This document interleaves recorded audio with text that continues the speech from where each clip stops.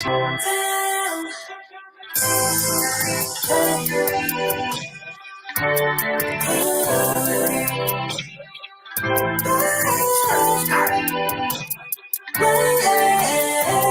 Boy, you know you make me go there, go there.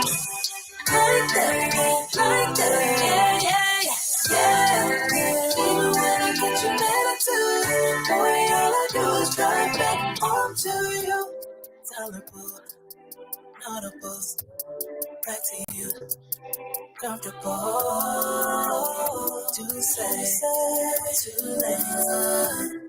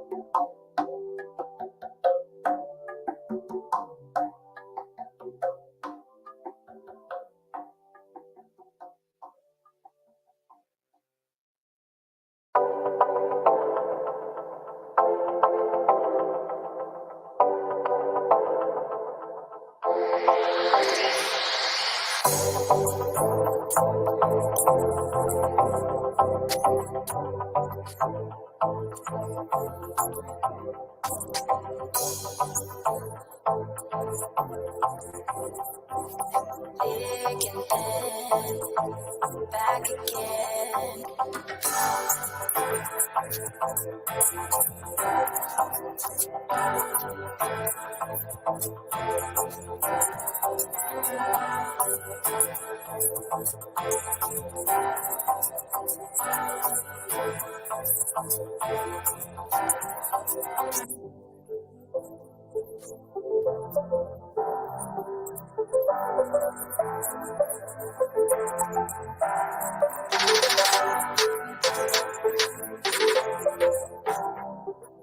Happy you're my partner in crime.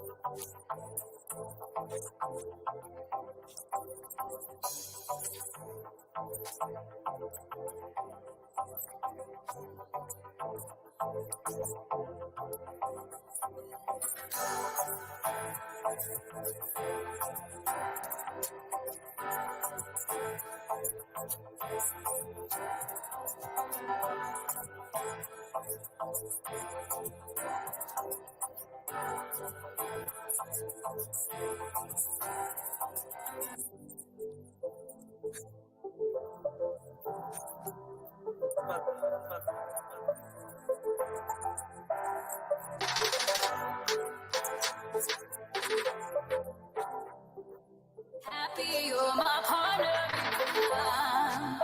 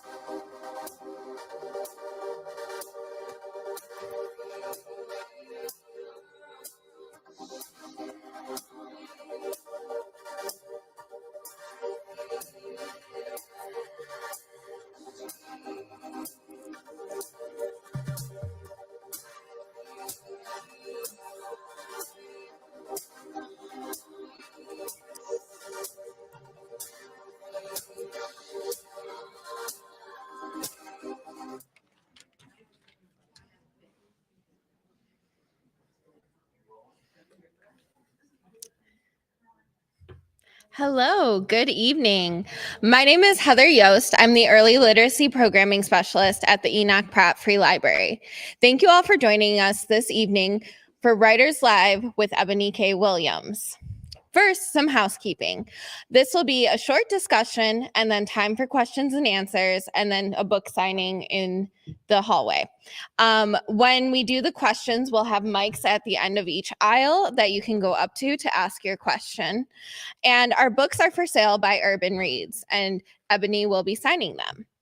If you parked in our Franklin Street garage, you can see Sophia as you exit, and she will have a little pass for you to validate and get free parking. We also have some other great programs happening in February, and you can learn more about them at prattlibrary.org. We have debut novelist Jamila Mickens for her new book, Moonrise Over New Jessup, on February 15th, and we'll be giving out free books then. We also have law professor Kristen Henning for The Rage of Innocence, How America Criminalizes Black Youth on February 16th. You can also check out our reading partners out in the hallway. They have some information about tutoring. And now on tonight's program. Eboni K. Williams is an attorney and the host and executive producer of the podcast Holding Court with Eboni K. Williams. She is the first Black castmate of The Real Housewives of New York, and she's here tonight to speak about her new book, Bet on Black, The Good News About Being Black in America Today. In her book, Eboni will offer her thoughts on the importance of celebrating the Black experience in America. She highlights representation and historical knowledge as bedrocks of leading a first-class Black life. She will also reflect on her own life and experiences, so you will better get to know the Eboni that you've seen on TV. Williams' writing is at turns entertaining, relatable, and incredibly inspiring. After finishing this book, you'll be reawakened to your own worth and understand the value of celebrating Blackness, whether yours or others. As Williams said in her infamous tagline, "I've had to work twice as hard for half as much, but I'm coming for everything." And she won't be satisfied until her people have unfettered access to everything right alongside her. She boldly proclaims that Blackness is the single most misunderstood construct in America.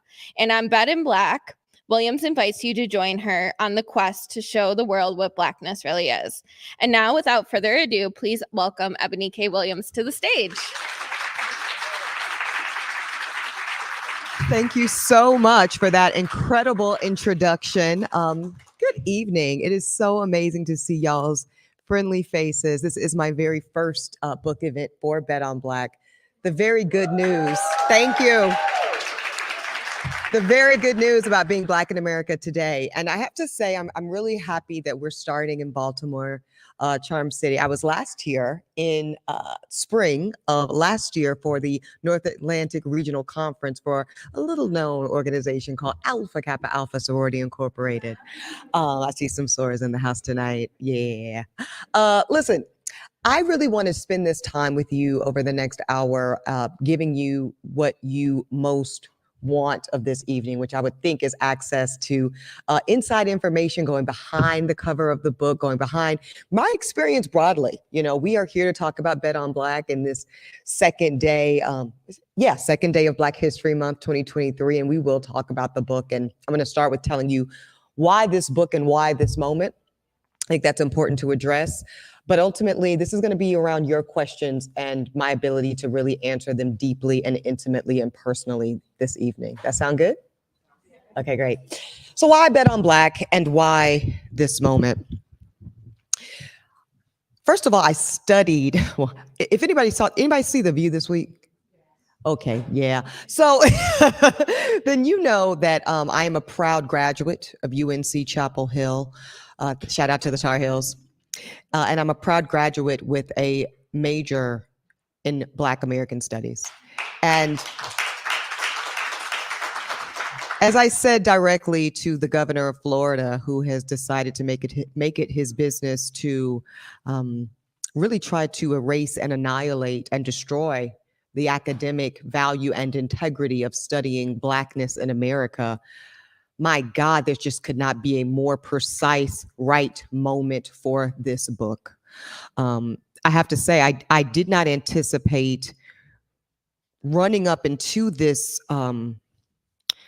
horror that we find ourselves as a nation in this moment when I started off writing this book. But my God, I'm certainly glad that I have created this curriculum in a lot of ways, y'all. In the back of Bet on Black, most of you probably have your books already. Of course, you'll buy them tonight. If you don't, I'll sign them and we'll take fun pictures. But at the back of this book, it was important for me to include a resource guide, because what you're going to get in the pages of Bet on Black are deep thoughts and conversation starters, but I really want you to go deeper. You know, this is not about accepting everything I say, everything I believe as, the start and end of these conversations. This is about taking my Bet on Black moves, which are tangential, pragmatic, blueprint-like steps to navigate what it is to be a Black person in America today. But to take those nuggets, y'all, and go deeper and go on your own journey. Or continue. I'm sure most of you have already long ago started this journey, but go deeper in your own personal journey of exploring and really redefining what your Blackness is for yourself and for those around you. What I found is that Blackness is probably the single most misunderstood construct in America today. And again, to reference the Florida governor, I was so triggered backstage. I was watching The View before my segment, and they played a clip of Ron DeSantis saying that he was eradicating Black studies in the state of Florida at the higher education level because he didn't want there to be this zombie studies. The man said zombie studies. Yeah. So if that's not demonizing Blackness, if that's not an overt, it's not even thinly veiled at this point, y'all. It's an overt, out in the open, they playing in our face attempt to illegitimize what it is to be Black and educated and qualified. And that's what we are in this nation. And that's why I wrote this book. And I wanted to write it right now because, especially in the peak of coming, I can't even say on the heels of, because Brother Tyree Nichols was just murdered, weeks ago, as we put him to rest just yesterday.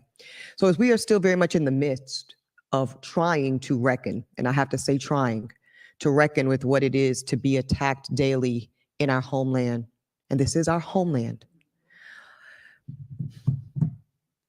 I really did not want the moment to pass us. I didn't want it to feel like Brother Floyd was murdered. We marched, we protested. There was some small level legislation, and I have to say small level because the George Floyd Justice and Police Act is still outstanding, and we have to get that done.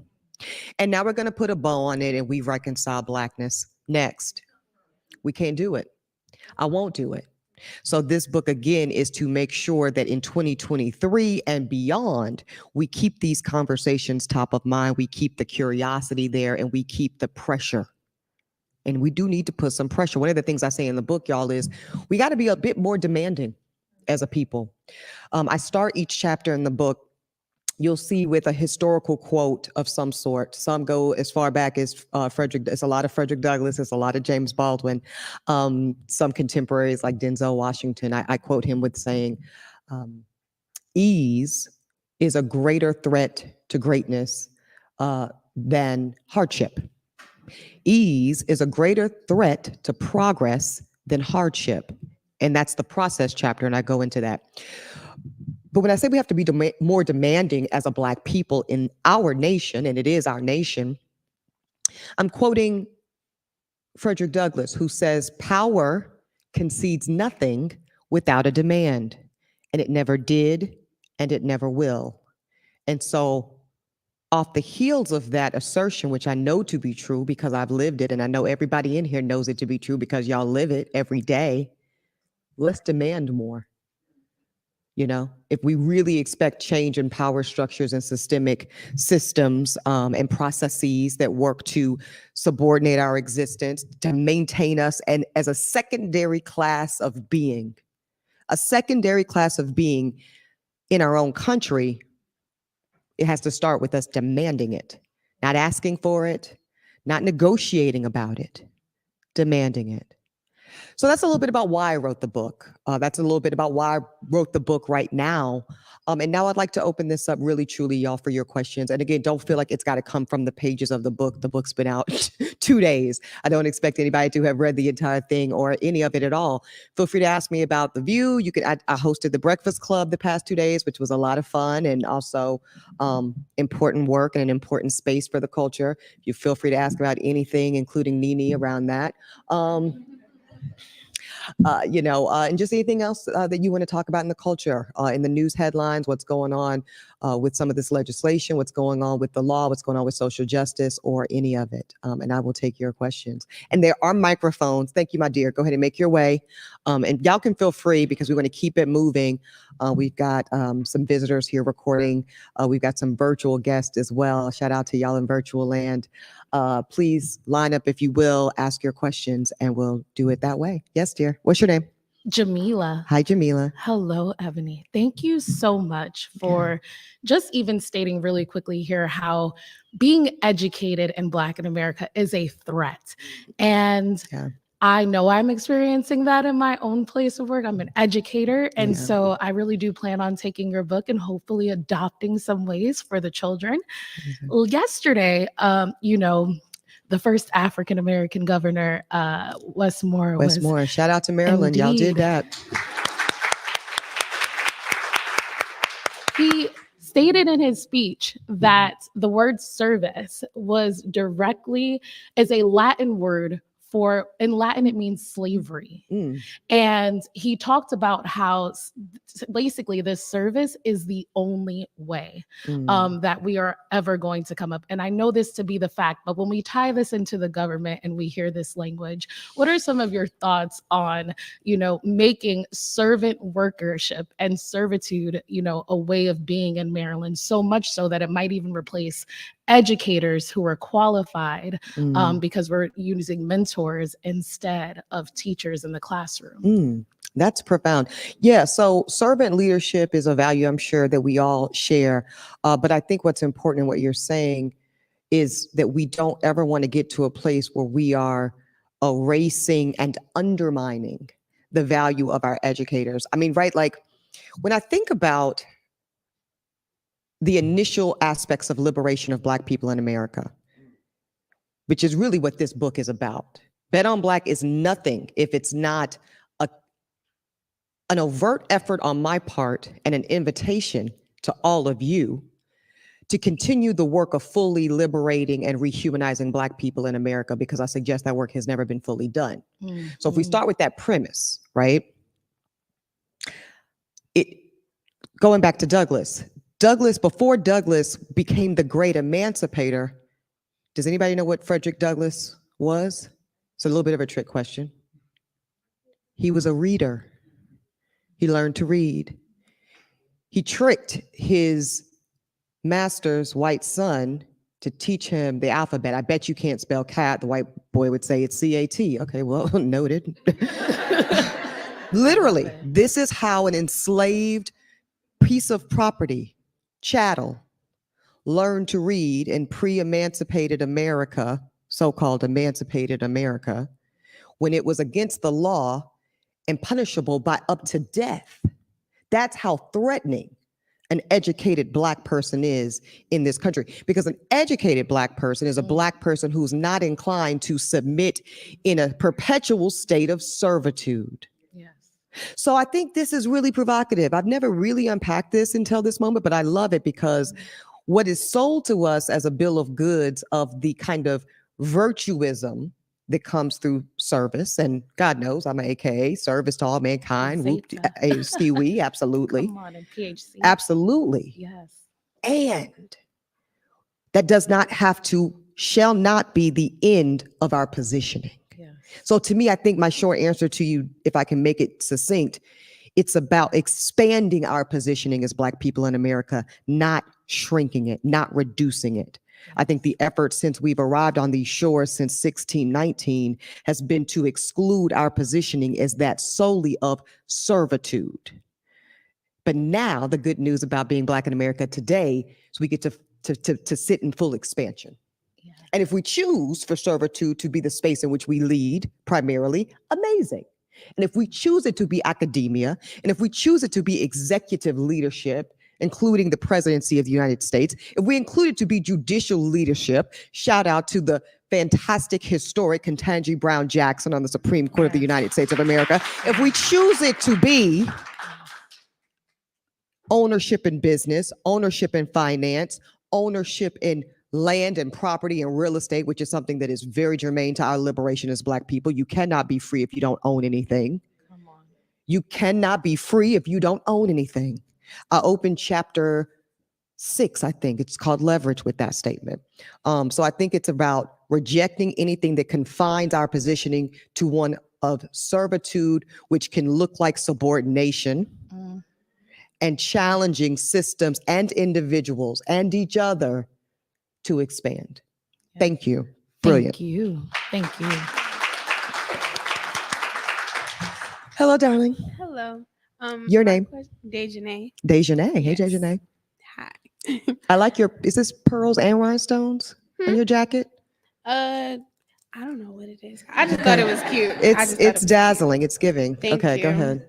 My question was, why bet on Black? Like, when you were thinking of the title, what made you finally decide on that? Yeah, that's great. So let me start with my process of this book. I wrote a book in a small imprint. It was released back in 2017 called Pretty Powerful: Appearance, Substance, and Success. And it's a great book, very, cult following, but it was a very different process.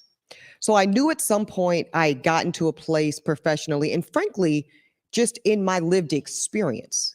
I'll be 40 in September, which, I mean, it's obviously still relatively young, but it's also like you lived a little. I've lived a little now, like for real.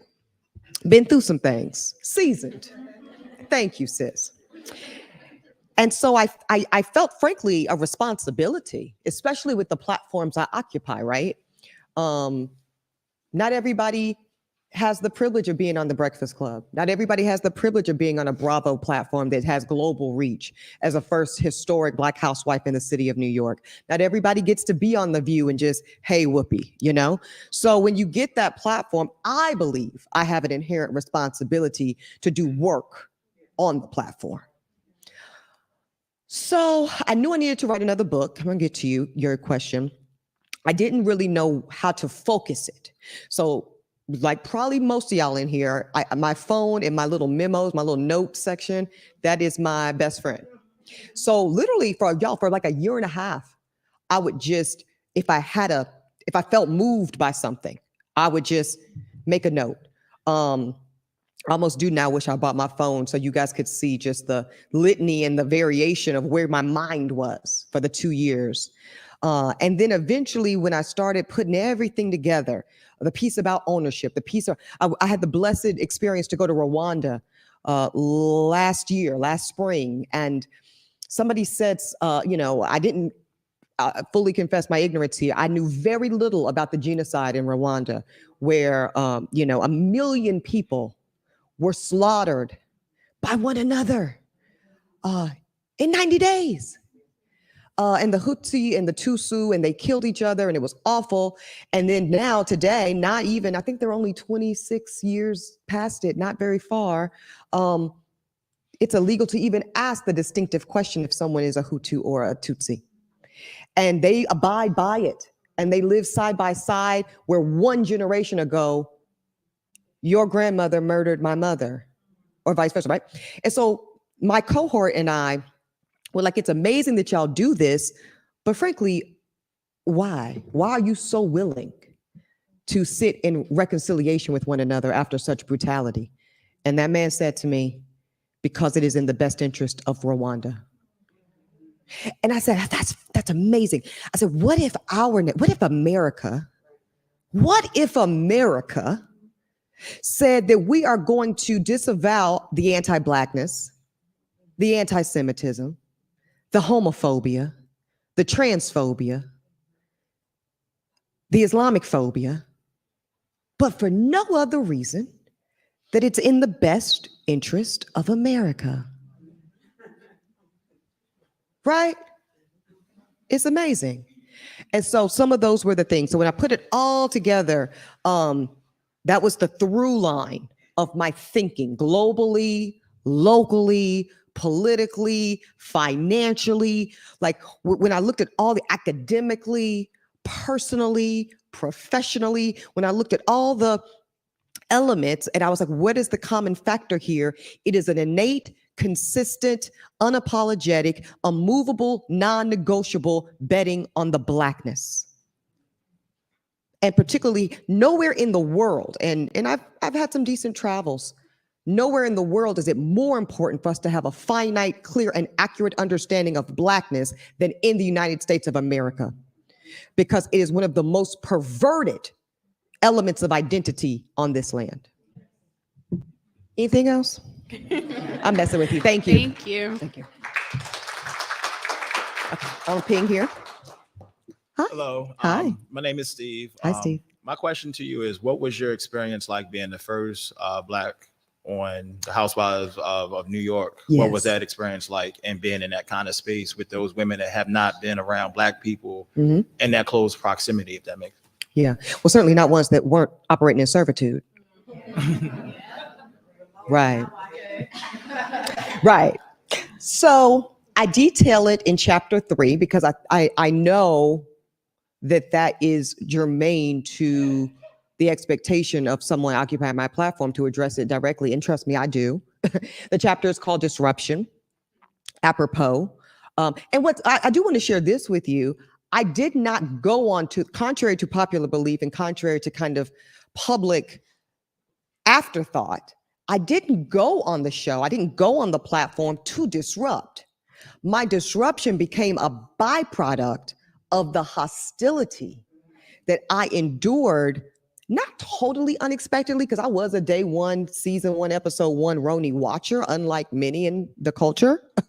But I was, so I knew a bit, but I kind of didn't believe, because remember I was cast right before the racial reckonings of Brother Floyd, summer of 2020. And I guess even I had a little bit of naive going on, where I really thought even She Shall Not Be Named and the other one would, at least in that moment, where it seemed like even the most narrow-minded, sheltered, unaware among us were curious. And what I couldn't believe is that these women weren't even curious around what my experience was like in the same city that they live in as a Black woman. And here's where, you know, not just Bravo, but right, all these like reality TV shows try to control for this. Well, what if we make her really pretty? What if we make her a little bit light-skinned? What if we make her really educated and really well-dressed with a Birkin just like them? And it didn't help at all. And it didn't help at all. And that furthered my understanding of Blackness being the single most misunderstood construct in America. Because no matter the window dressing, no matter somebody said this recently, you can't accomplish your way out of misconceptions, aggressive, willful misconceptions of Blackness. You can't earn your way out of it. You can't, I mean, shout out to Meghan Markle, who learned the hard way. You can't even white proximate yourself out of it. So what was the experience like? It started off as one of curiosity. And frankly, I just want to get to my why. Like, why would I, a woman with my positioning, do a show like that? It's very simple. The work that I do and the way that I do it, y'all are the exception. If you can't think about it, y'all showed up on a Thursday night to a library. God bless you. I mean that with my whole heart. But what that tells me is that you're hungry for the engagement. You're hungry for the knowledge. You're hungry for the how, the why. You're excited about the possibility of our nation reaching at least the tip of its promise to humanity and equality for all. And you represent the great exception. So the work that I do is not for the masses. The work that I do is kind of niche. It's got a cult following of sorts. And unfortunately, my desire for our nation, this small, incredible niche won't be enough to implement the change that I want to see for our nation. It's got to be more global. It's got to be more widespread, right? And so where are the people that I want to reach? They're watching Housewives. That's, you know what I mean? Like, it's because people are like, oh, well, you're great on The View. Yeah, I know that. I love The View. I love being at that table. Well, you were great on cable news. I could kill it on CNN, MSNBC. That audience is already plugged in. That audience is already engaged in this work in some way, shape, form, or fashion. I need to reach those that are sitting around watching Love and Hip Hop, but I can't rap. Shout out to the great Remy Ma, but that's my friend. So my only access to that audience, that world that would rather tune out of this work to the peril of our nation and their own humanity, was to get on Housewives. So that's why I did the show. So I entered the platform with that intention and that curiosity and just a wonder. I didn't know how it was going to go, y'all. Frankly, I didn't know they were going to be so cheap. I didn't think my cash trip was going to be Salem, Massachusetts. I thought I'd have a little fun and have some glamour, but none of that happened. That's okay. But when I ran up against the hostility, when I ran up against the full stop, we aren't even going to try to make the tiniest bit of space for this incredible Black woman, that's when it became a protest. And that's what I write about in chapter 3. What started as an open-minded, open-hearted experience turned into a full-out protest. Because what you will not, and that's when Douglas shows up, right? Those women, for a lot of reasons, and I do want to be full scoped here, that those, my fellow castmates, held all the power. Why? Yes, whiteness. Yes. Also longevity on the show. Also tenure in age and capacity. So they were the power holders. I get that. I even had some level of deference to that upon the first few episodes of taping. But once you show me you're not willing to negotiate with me around creating space for my lived experience as a real housewife of New York City, who happens to be the historic first Black woman cast in the space, now we have to go to war.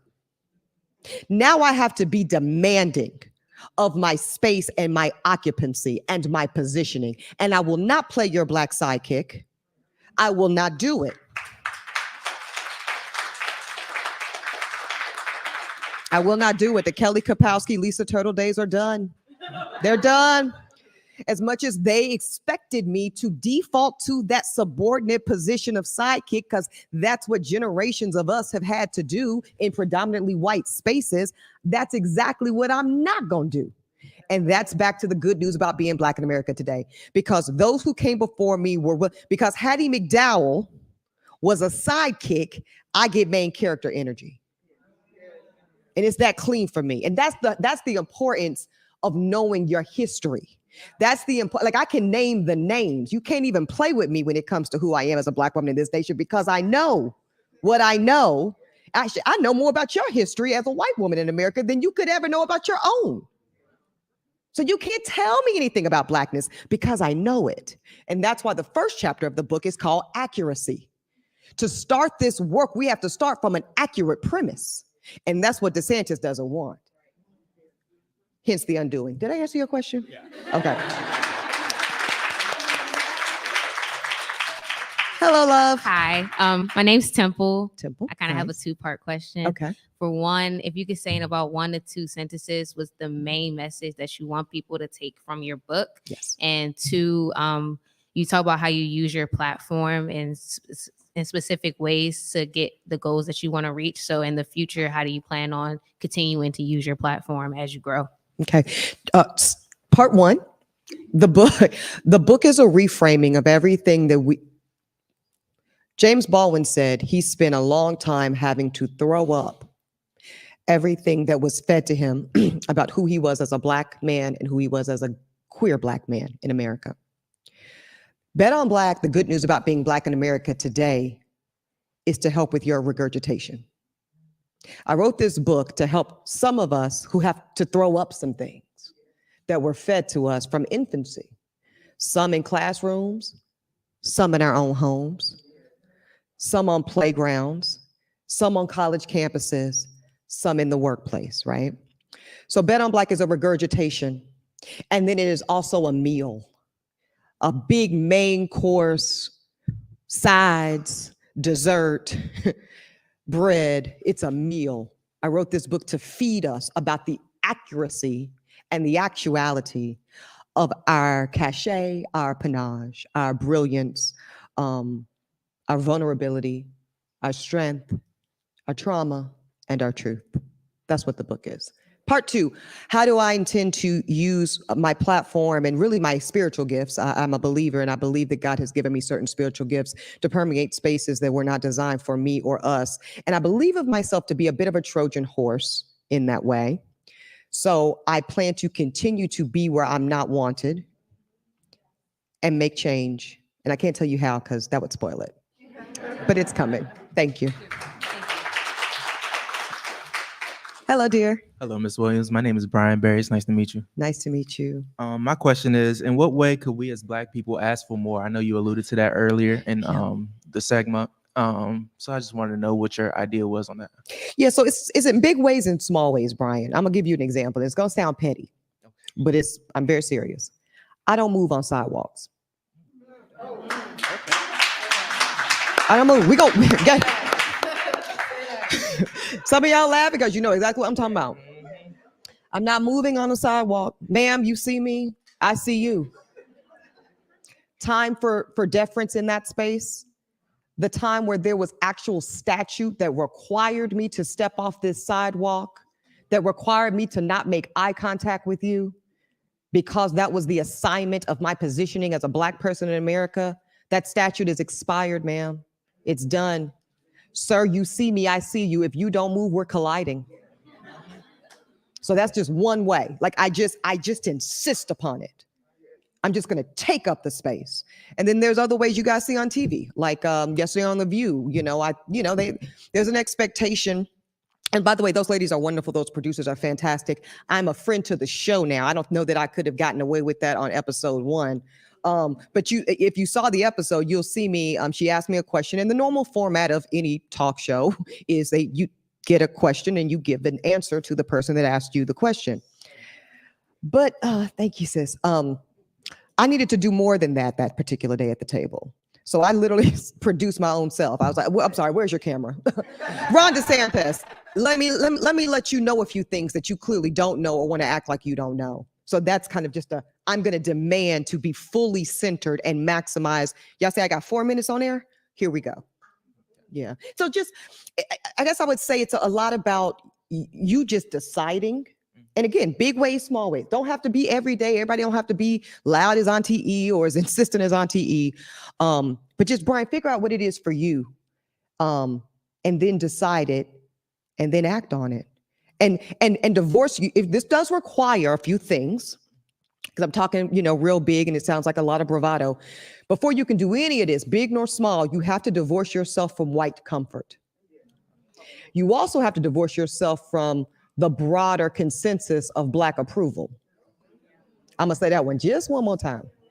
You've also got to divorce yourself from the broader consensus of Black approval, because sometimes it be your own people. Right? So Housewives, for example, I did what I did because that's what I needed to do for my God. That's a God assignment I was on. I had a lot of us in the comments section. She didn't understand the assignment. She killed the mood. She ruined my good time. Ma'am,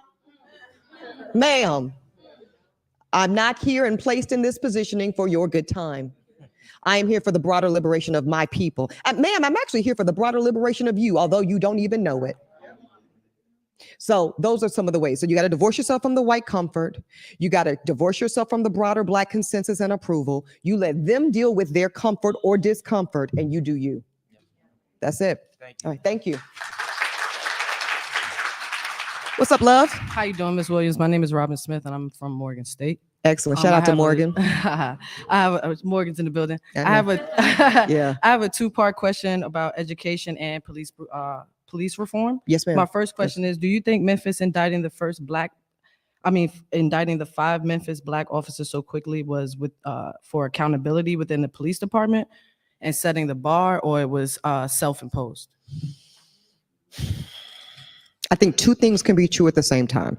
So that's this one. Let's just like really be honest and look at the elements. You got a Black city in Memphis. So there's that. You've got a Black female police chief new to the role. There's that. And make no mistakes about it. Policing is politics. Yes, ma'am. Policing is politics. Then you've got 5 officers who killed a man, a Black man. Yes, ma'am. And they're all Black. So now some things become easier, right? Some things now become easier to do. Those 5 Black officers, as horrific and inhumane as their behavior was, they don't get the usual protection we see with the Derek Chauvin, because they don't get the protection of whiteness.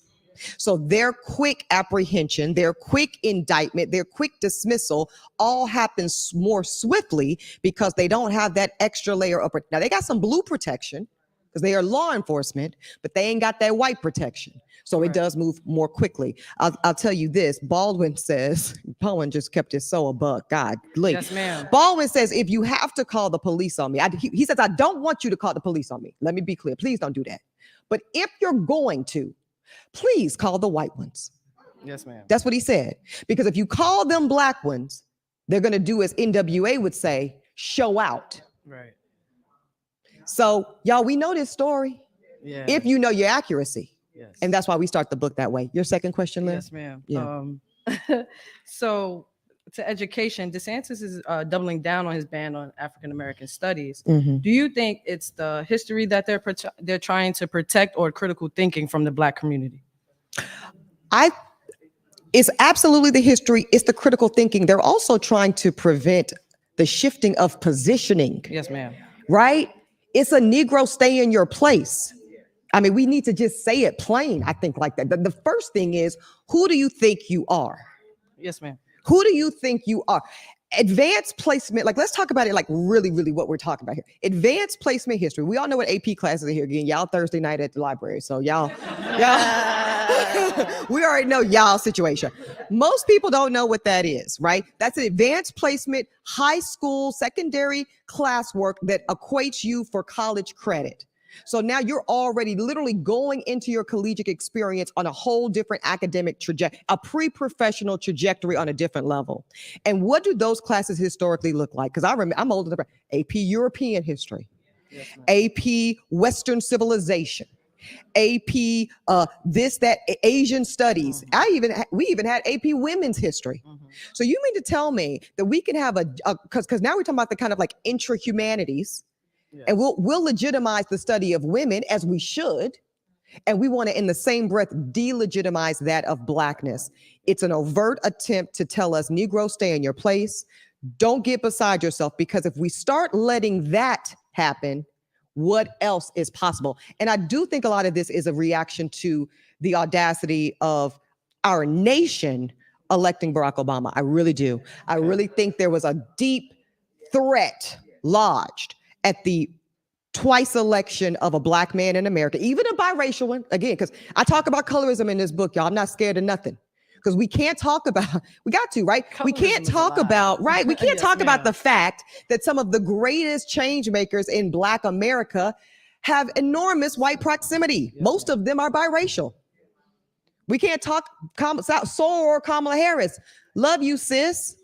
Are you in that position but for your white proximity and the innate comfort you allow white America to feel? Am I a housewife on New York but for mine? Correct. We have to be honest, y'all. And when we're honest about that, now we can really work strategically. Did you have a third part to your I question? do. Okay. Colorism. I'm glad you touched on it. Oh, there we Colorism go. Let's do it. within the franchise of Real Housewives of Anywhere, such Yes. as Potomac, and colorism has been a huge topic because Wendy Okafor, she's of brown skin. Yeah, Wendy descent. Osefo. I know Yeah, Wendy. and yes, I knew Wendy and she- pre-Housewives. Right, sweet. Yeah. So she's dealing with aggression and being called aggressive when she's asserting herself in a situation where she feels that she has to defend herself. Sure. But it feels like the women of the lighter shade get the pass because they feel more threatened, because it comes off as more brown skin or dark skin people are more aggressive and light skin people are more passive. So what you just described is as old as Methuselah, as my grandma would For say. sure. Definitely. Right? Brown paper bag, but I'm gonna correct? speak on it. I'm gonna speak on it. It's a construct as old as Methuselah because it's the same exact construct rather of basic white supremacy. We're just moving the spectrum. Yes, ma'am. That's all we're doing. Don't get it. It's just like you talk about them five officers, love. The work of the oppressor, the work of white supremacy is not exclusively done by white people. Absolutely. You know what I mean? So what we see play out in that scenario, whether they're aware or not, because I don't know those other women like that. What I do know is I see in real time the few times I have watched it, because it's painful to watch, right? There's the vicarious pain. No matter where you fall personally on the color spectrum, that there is something traumatizing about watching us do that to one another. Yeah. For me, especially as the shade gets darker, because it gets worse. Because it gets worse, and because you suffer under the delusion, I talk about this in the book. You suffer under the delusion, white proximate one, at times myself and those like me included, that proximity is a permanent condition, when we all know it's a condition. Yes, ma'am. So all that means is, and I talk about this is, I do this work with with Black and Jewish relations. I'm very specific when I talk about American Jews as white presenting Jewish people. Jews just got white like in the 60s in America. Ma'am. No, that's fact. That's very true. So when you really know the real situation, you look at these, light skinned, proximate Black people. I am from Louisiana originally, Southeast Louisiana. There was a whole caste system of Creole folks of color that were allowed, similar to what you have in South Africa, where you have an intermediate class, where we allow you certain privileges, but not others. You can be treated better than the normal Blacks, but certainly never as good as the whites. And why do they allow it? It's the same reason white presenting Jews are now afforded some level of white identity. It's numbers. If they didn't need them with the population shift, they wouldn't have them. Yes. So that's all I can tell you is I have these conversations authentically with my friends that are still confused about their light skin privilege and the temporariness of it and the way it shifts depending on where you are in the world or the country or the city. The whatever light skin privilege someone like me might have in a place like North Carolina. Trust me, go to Opelousas, Louisiana. You're gonna get treated real dark real quick. Yes, ma'am. And when you and I say that, but in jest, but not in jest, because it shows you the feebleness, the fragility of humanity. Yes, ma'am. So when you really, really sit with that, my hope is that becomes an invitation to do better. Yes. Thank you. Thank you. Great questions. Yes, love. My name is Jordan. I'm also from Morgan as well. All right, I have great. 2 questions for you. I love it. I love these. Y'all are my favorite people to talk to. I love the college mind. Go ahead. So my question isn't really about politics. It's more of, as an educated Black woman, what's something you would tell us Morgan students that are here, like what to focus on, one, to use our abilities at the best way that we can, and to also better our community with it. Well, I actually think those of you coming out of Morgan and most of the HBCUs are at a large advantage. But I also want to talk about some of what I want you to expect when you leave the beautiful kind of mecca that is established on a historically Black campus. So what you get to see every day is what a world would look like if expectations of people that look like us were high. That is the expectation. Everybody don't care. Every Dr. So-and-so, they all look like us. The buildings are named after people that look like us. There's a normalcy to Blackness as we know it to be, as we know it to actually be. And then you walk outside the gates of these elite Black institutions that, again, were to me really the entry point of Black liberation, all the way back to Tuskegee, like, y'all know, right? And then you walk into an America of today that, broadly speaking, treats y'all and us as the exception. So that would be my advice. My advice is soak it up, sop it up like a biscuit. See if you can store it. I'm very serious because you're going to need it. I had the blessed opportunity to give the commencement at Benedict College last spring to their graduates, a small historically Black college in Columbia, South Carolina. And my speech was about them being qualified because they're going to leave school feeling qualified. They got their bachelor's or their master's or their PhD and, Dr. So-and-so, and they hooded and they ski weed and hopped all across the stage and graduated, and it was amazing. And they're going to come into a world where predominantly they will be presumed to be unqualified for no other reason than their Blackness. So that would be my advice, is to remember who you are, remember who Morgan has framed you to be as an educated, confident, qualified Black man to do any and all things your gift can be of service to you and those around you, and handle it. Yes. Handle it. You guys just remember who you are, bro. Thank you. Hi. Hello, Ms. Williams. I'm another student from Morgan State University. Great. My name is Jeffrey White. Hi, Jeffrey. A question that I had for you was, as a Black woman with a large social platform, trying to make change in a way that most people don't want, how did you deal with, I guess, some of the negative energy that you received on the things that you were doing? Yeah, that's honest. I write about this in the book as well. Listen, they say don't read the comments section. You try not to, but every now and then you get suckered into it. It hurts more for my own people. It hurts much more for my own people. I talked about this on the Breakfast Club while I was filming Roni. I was taken aback by the criticism from those who looked like me, those who felt I think they felt vicarious shame because they saw a reflection of what they choose not to do at work, what they choose to ignore, what they choose to accommodate, what they choose to co-sign in terms of their own subordination. And how dare I hold up a mirror to that co-conspiratorship to your own oppression and mess up their TV watching. That was painful. So I'll tell you the truth about what I did, and it's also in the book, of course, chapter 3.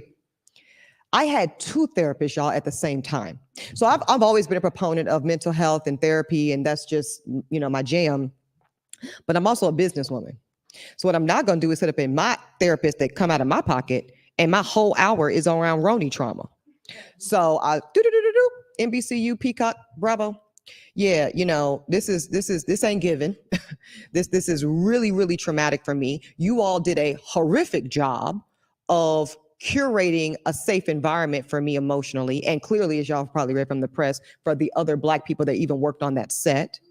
So I'm gonna need y'all to come out of pocket and hire me a supplemental mental health specialist on your dime to help me deal with just the Roni of it all.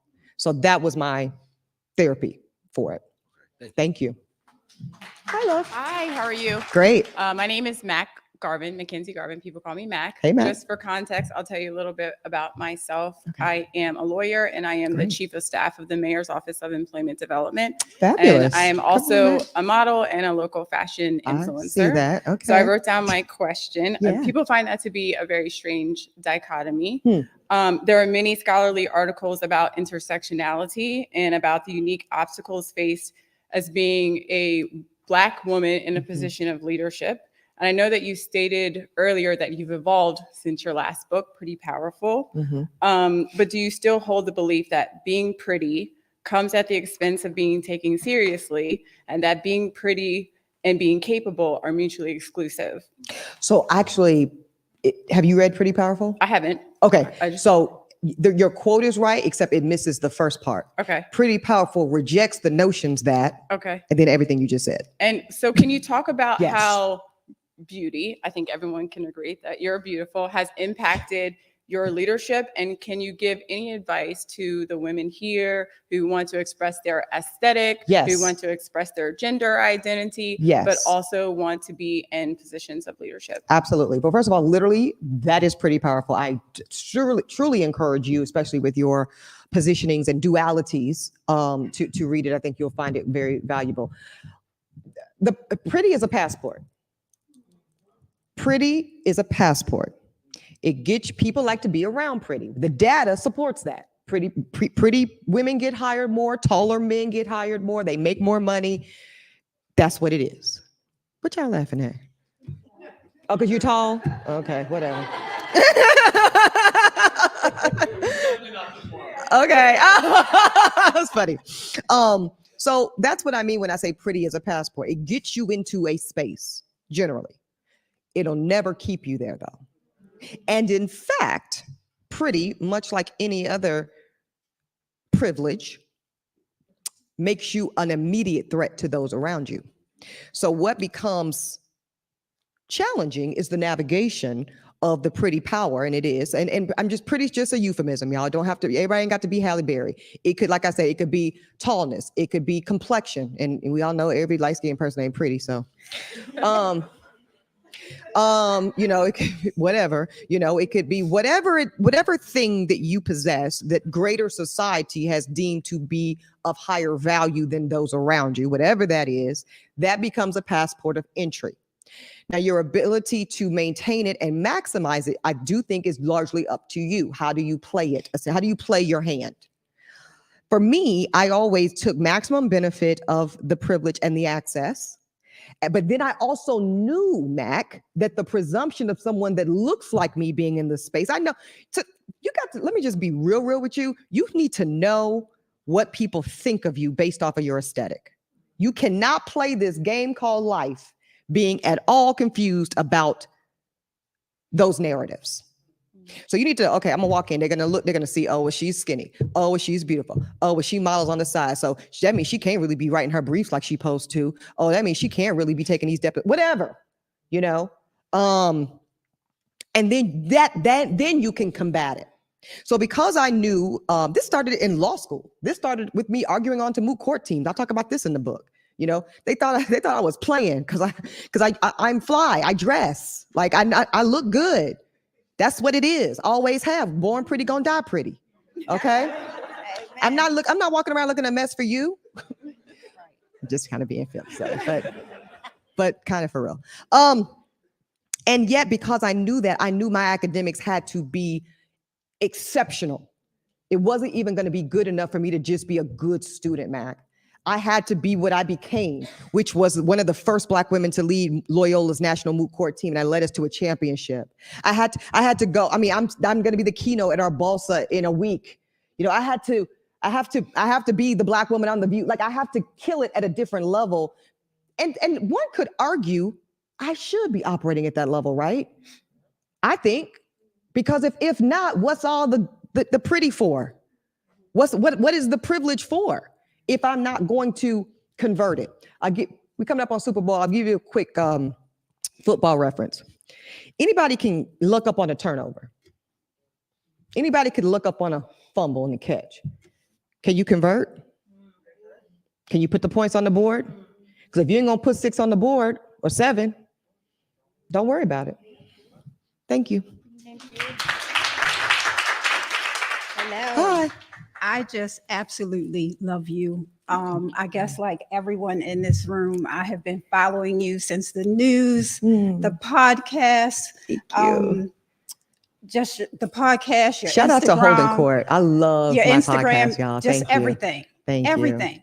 Thank you, sis. I bought my book yesterday. Great. If I see you've been reading it. Tabbed up everything. If I wasn't so tired, it would have been finished. It's so good. And what do you think so far?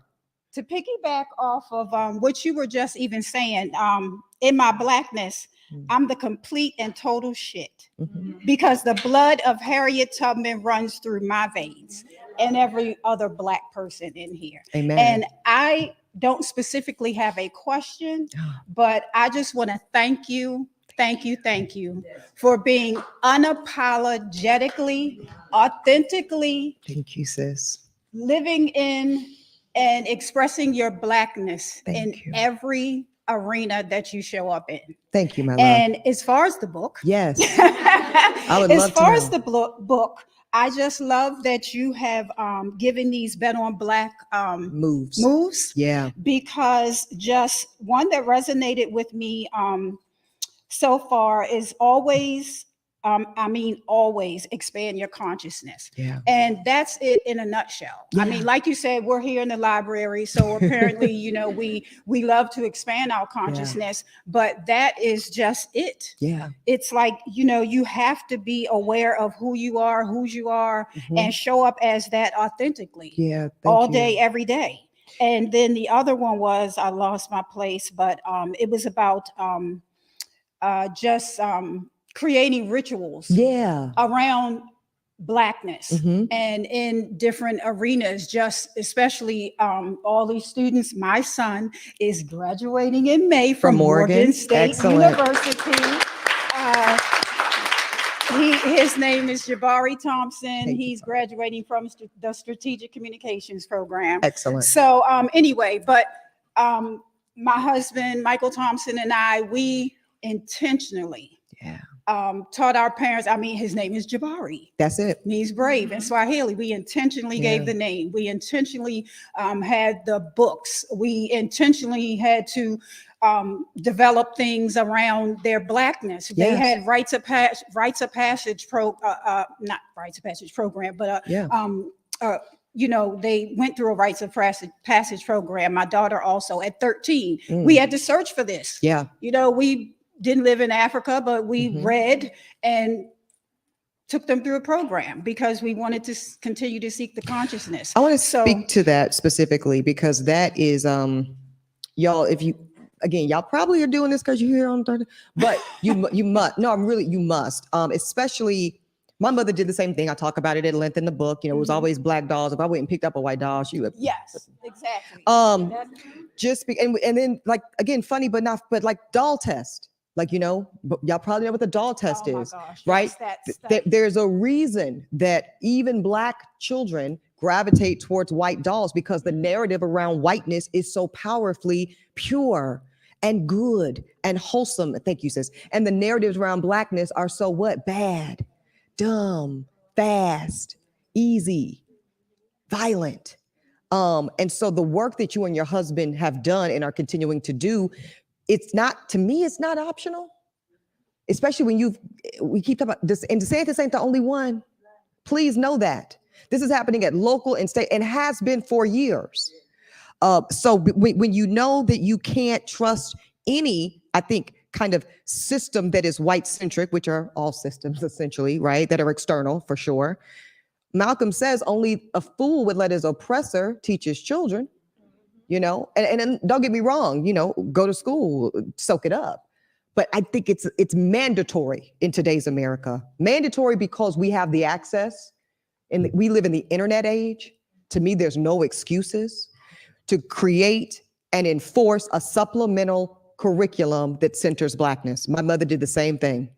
And that is part of why I know that's why I am who I am. And this part of me, I've been since I was 7. Like, you could not tell me anything about being a little Black girl named Ebony, to your point. And people try to touch, you don't look like an Ebony. Well, that would depend on what you think an Ebony looks like. Tell me, talk to me. My ability to challenge people on their misassignments of Blackness started early because I had an accurate understanding because of that work that y'all are talking about. So that's very important. Thank you. Yes, Steph. How you doing? Hi, Miss Ebony. Where do you go to school? I'm just playing. Go ahead. You would never guess. So yeah, I'm a Morgan student as well. So my question was just hearing you talk about like how much that you hope this book to achieve. How far do you hope for it to reach? And like, do you hope that this has like a long-term footprint in Black liberation? 1000% over. I'll be tangible. I expect this book to change lives. I want this book to be mandatory reading in schools. I want this book to be mandatory readings in high schools, colleges. I want to do I've already talked to my publisher. We want to do, who is a Black woman. Shout out to Krishan Trotman, one of the very few Black women leading in a top 5 international publishing house. Her imprint is called Legacy Lit. I want this book to have legacy, my dear. I want to do a young adults version. I want to do a children's version that just takes the same Bet on Black moves, the same concepts, the same supplemental curriculum that we outline, and apply it for 5 to 10, 12 to 17. And then the big people can read the big one. Yeah, that's my hope. And reach global. And after Bet on Black, Young Edition, and Children's, I want to do the good news about being Black in the world today. I intentionally, and because we were on the fence, because, you know, like I said, I've gotten the privilege to do some global travel. I've seen what it is to be, you know, I had a really interesting experience in Rwanda, because in Rwanda, when I was telling these beautiful young Black girls who lived in an orphanage, because they are literally still orphaned from the genocide, I was telling these beautiful little Black girls how important it was for me as a Black woman to do this work. And they started giggling. I was like, what y'all laughing at? And they said, you said you're Black. That's funny. And I had to sit with that, because again, in my 40 years, I don't know anything but being a Black woman. But we know their race is a social construction, right?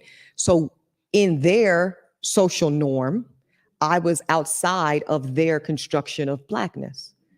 And that really effed with me, to be honest. It really challenged me. And then when I was headed home from Rwanda, I had a pit stop in Turkey, in Istanbul. And they were kind of I just blended in. There was, you know, almost like I was a local.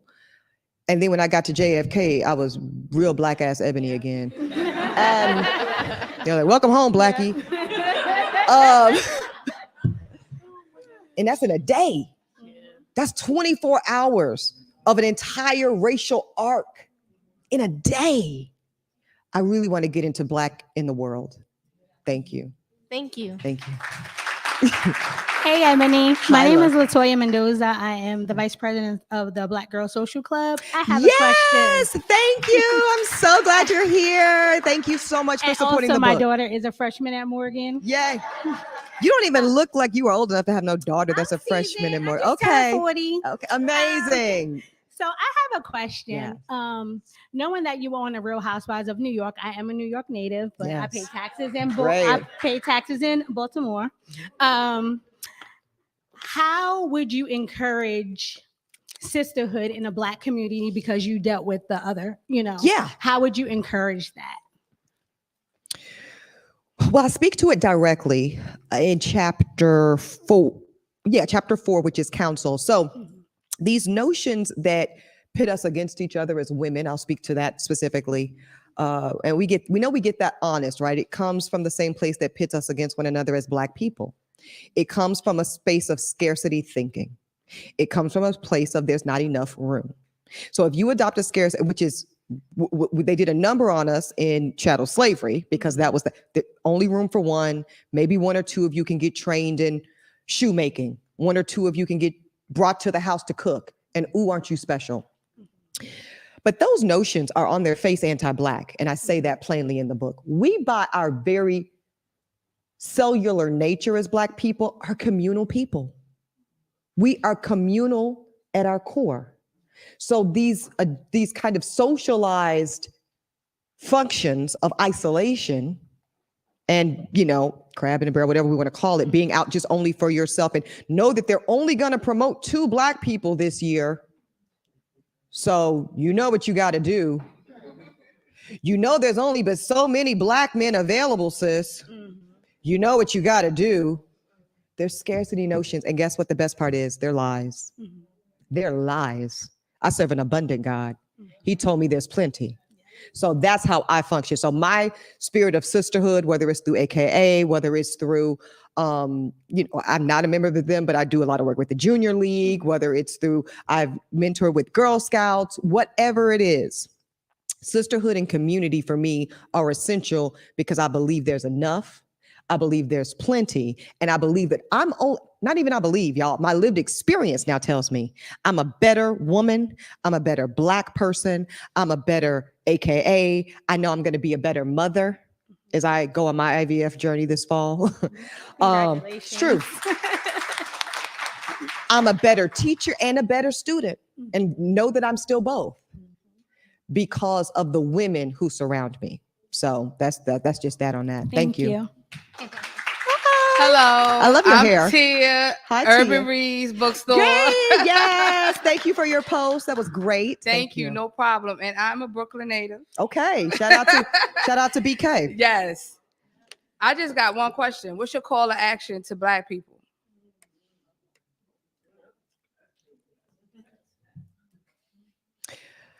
I have so many, but I'm gonna kind of keep it direct to you because you asked a direct question. You deserve a direct answer. I call Black people to fully accept the premise that we can, and I think we should, center Blackness in every space we occupy. Take all of who we are everywhere we go, and then just do it. That's really my call to action, sis. I know it sounds simple. No. Just do it. Just swag it out. I agree. Just rock with it. Brian asked that. It's no plan. It's no Just like, do it. it's no like tippy toe in, tippy toe. It's 10 toes in. Yeah.